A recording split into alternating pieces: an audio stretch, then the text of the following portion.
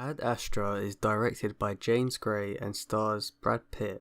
Pitt plays an astronaut whose heartbeat has never exceeded over 80 beats per minute. I always like characters who have a quirk. It just makes them interesting and unique. If this quirk is then utilised in the story somehow, it's also quite interesting to see where it goes, and if it can make the story even more enthralling. For some reason, movies that are set in space have a big place in my heart. Space is just so cool. In school I do extra homework in science if I had something to do with space. A bit nerdy. From Star Wars to Alien to Gravity, you get a lot of that feeling in this film, but in a good way. Films, or should I say the generic Hollywood films, tend to copy and paste exact storylines and slap a new title on it. Sorry, Marvel. But I would probably say that Interstellar and A Space Odyssey are the biggest influences to this film due to score, shots, effects, and a subtle story, as well as environments. Like I said, this is a good thing because it does something unique with all the mise-en-scène. Brad Pitt's character Roy is a quiet guy and obviously very calm, hence his heart rate. His character is just interesting. I don't want to give anything away, but it's best if you go see the film. Everyone else in the film does a fine job. Tommy Lee Jones is great. It was nice to see Donald Sutherland too.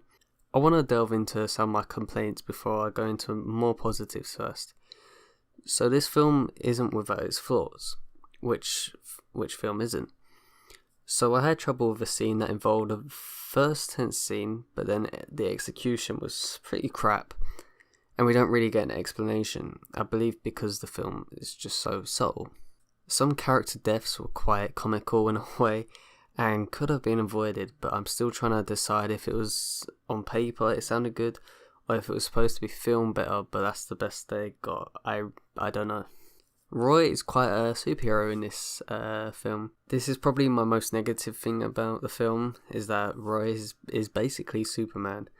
I wish Roy took a few hits or lost a finger or something because he is quite untouchable throughout the whole film. But what makes up for it is Roy's emotional battles throughout the film. I guess one nitpicky thing I saw was when you see Roy fall from the space and into the sky and into the ground, the army do come over quite quickly. This is definitely one of the best shot films of all year, even probably all time. It wasn't a constant shot, reverse shot, which is a plus. I really think that this is probably one of the best ever shot sci-fi films of all time. I'm really sorry, Blade Runner.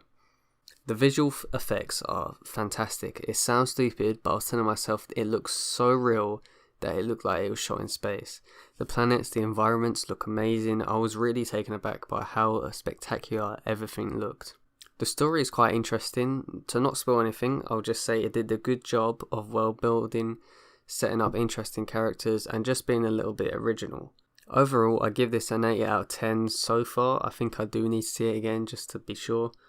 I do believe though it is up there with A Space Odyssey and Interstellar in terms of complexity with making a sci-fi film. But yeah, I hope you guys enjoyed this short review, and goodbye.